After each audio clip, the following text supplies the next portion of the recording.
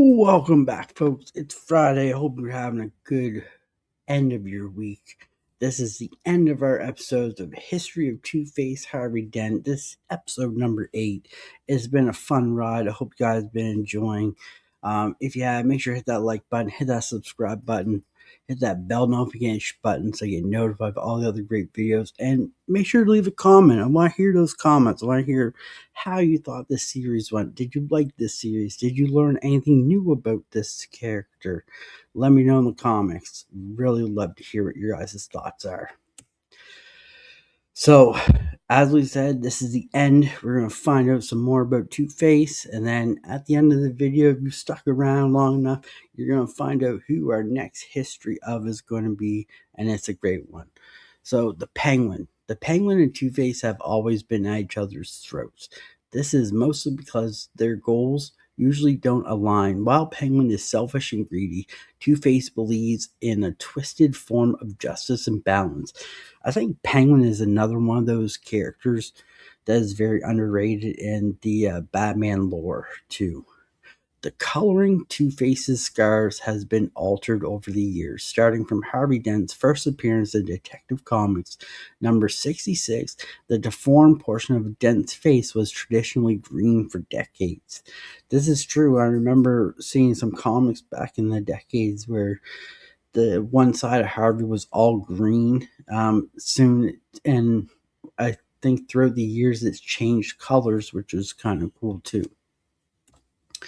In the 90s, it was changed to dark purple after Batman Forever. In the movie, Dent's scarred side is a bright pinkish purple, although this version, played by Tommy Lee Jones, is the only one to not feature an eye bulging and exposed teeth as depicted in Batman the Animated Series. It is a sky blue artist Matt Wagner changed the scarring color to the red in 1992 Face's story arc. Tim Sale later used a similar look in Batman Long Halloween, which slowly became standardized modern look by the turn of the millennium. So we see he's gone through like 4 different looks, through the movies, through the cartoons, through the art as well, which is kind of cool. All the different adaptation of his side of Two-Face, which is kind of cool.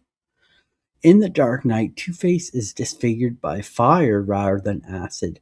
As such, the deformed side of his face lacks hair and is charred and bloodied, revealing the muscles, tendons, and bone structure beneath his appearance in Batman Arkham City is based off of this appearance. So that's cool. So The Dark Knight and Batman Arkham City is kind of based off the same I guess you call it same image as each other, which is kind of cool. Professional lawyer, he was a successful attorney and is proficient in nearly all matters pertaining to criminal law. Expert detective, he poses a great detective skills and an analytic ability reinforced by the training given by Batman.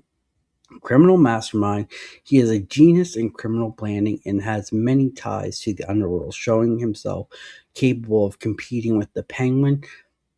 So yeah, he's got all kinds of ties in both areas, you could say. And he was trained as a detective by Batman too, which is kind of cool. So he's on that kind of same level as Batman. Expert marksman. Thanks to Slade Wilson, training Dent became an excellent marksman, able to shoot accurate from large distance. That's also cool. That is something I didn't know. Slade Wilson trained him to shoot, which is kind of cool. So, skilled combatant. Dent has been extensively trained by Batman in Kung Fu. Another thing I didn't know. I didn't know Batman trained Harvey Dent also in Kung Fu, which is kind of cool. So, it kind of was like Batman was his mentor a little bit. Two-Face's coin. Two-Face is mostly dependent on his coin to make decisions, which we learned throughout this whole series. His coin is his Achilles tendon, I guess you could say. Various weapons, 2 semi-automatic pistols, sniper rifle, knives, rocket launchers, and poison gases, to name a few, and a double-barreled shotgun. So Two-Face, we found, is proficient in anything that he touches, really, I guess you could say, which is kind of cool too. Two-Face is supported by various henchmen. The following were the only ones that were named: Joe, Detective Comics in number 66. So that was his first henchman's name was Joe, which was kind of cool. But yeah, guys, hope you enjoyed this series. This is it. I'm glad you stuck around. Like I said, let me know in the comments, what did you think of this? Did you learn anything new about Two-Face? Is he ranked up there higher on your list now for Batman villains? But like I said, since you stuck around, we're going to let you know what the next history of is going to be. The next history of is going to be Duke Thomas, The Signal. I hope you guys enjoy, and we'll see you next Friday for a brand new history of Duke Thomas, The Signal. Hope you guys enjoy and keep on reading those Batman, and don't forget to check us out on Saturday nights on Gotham City Lights podcast, where we got a great group of co-hosts and everything Batman. So definitely check us out. Have a great one, guys, and see you in the next one. Later.